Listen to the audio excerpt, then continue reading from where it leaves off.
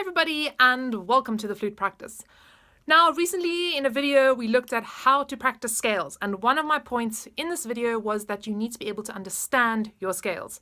And some of you have commented and messaged me and told me that you don't understand how scales work, how they function and how to figure them out. So this is what we're going to be dealing with today. So let's go check it out. Now essentially they're kind of like two approaches to understanding scales, and I'm going to give both of them to you. And hopefully one of them will resonate with you. There probably are some other approaches. There are probably tons of other approaches. I'm going to encourage you to go and carry on exploring and checking it out if nothing here makes sense to you. The first approach is a very good old rhyme that we use, and that is Father Charles goes down and ends battle. So this rhyme basically tells us the order of the sharps. So it tells us F sharp father, C sharp Charles, G sharp goes, D sharp down, E sharp and A sharp and E sharp ends, B sharp battle. Oh my goodness. And that is what the sharp or the order of the sharp is going to look like on the stave. It always occurs in the same order. And each scale that you play has a certain number of sharps or flats. We're going to get to the flats in just a minute, but basically every scale you play has got a certain number of sharps.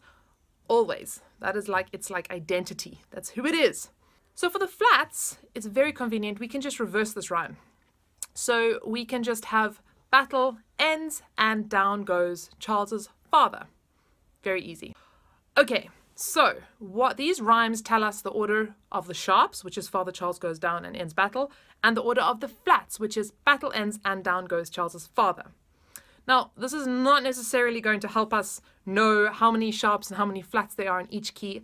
Totally get that. But there are two simple ways that we can do this.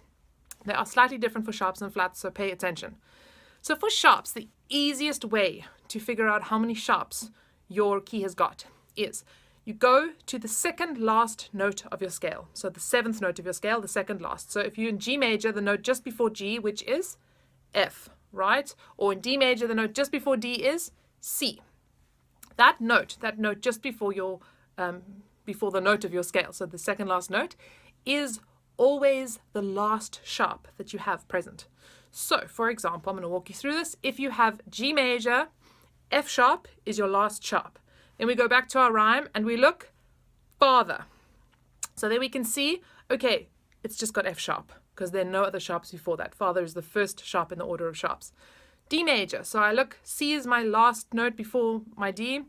C, so I have C sharp is my last sharp of the scale. So Father Charles. So D major's got F sharp and C sharp. I'm going to jump ahead a little bit. Let's do E major. What is the note before E? It is D. So D sharp. So I go through my rhyme. Father Charles goes down is the last sharp. So I have got 4 sharps in that key signature. I hope that makes sense. All right. Now for the flats, we have a slightly different approach, and that is we go straight to our rhyme. And what we do is we always know that for flats, there is one more flat in the key signature than the name of the key signature. Sounds like a mouthful. I'm going to explain this. I'm going to walk you through this again. So let's take the example of B flat major. So B flat major has got B flat, which is the name of the key, and we said one more than that, so battle ends to the next one, which is B flat and E flat. So E flat major, for example, we've got B flat, E flat, so that's to the name of the keys, to E flat, so we've definitely got those, and then one more we've got A flat, so B flat, E flat, and A flat. Then we have, let's skip ahead again a little bit to G flat major, for example. So we go through the rhyme.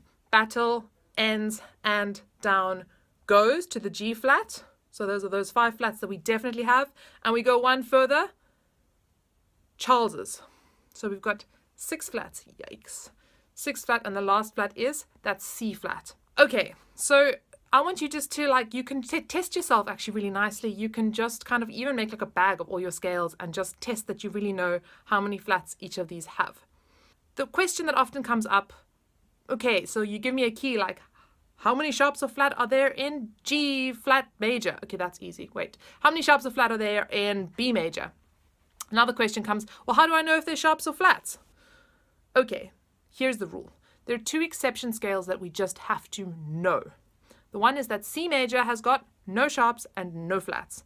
The other is that F major has got one flat, and that is B flat. Those are the two scales you just kind of have to know. The rest you can figure out.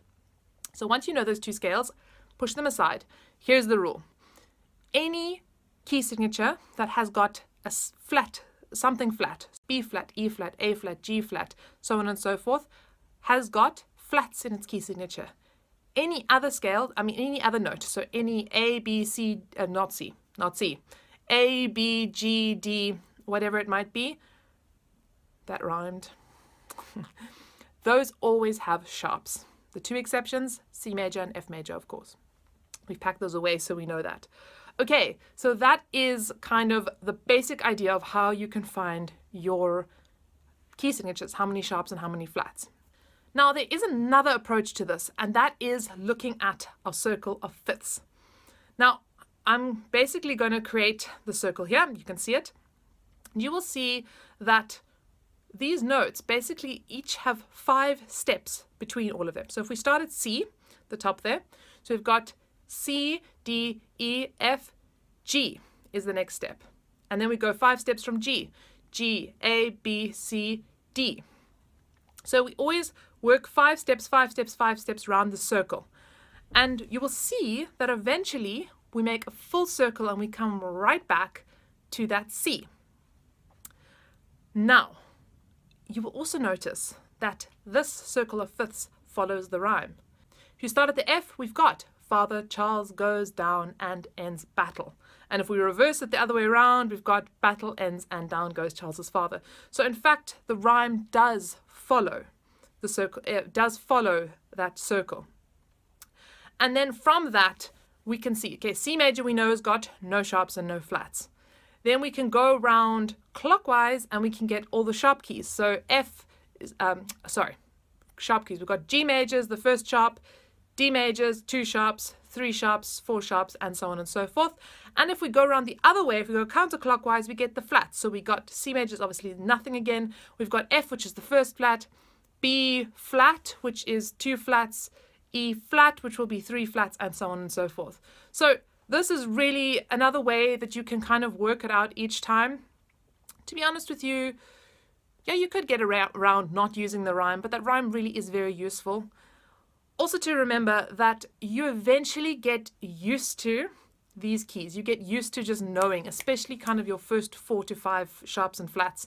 You just get used to knowing them. You don't even have to think about them anymore. Okay, guys, I encourage you to carry on asking questions, to drop some comments below. If anything is really unclear, you want any more explanations, I will try my best to get to these.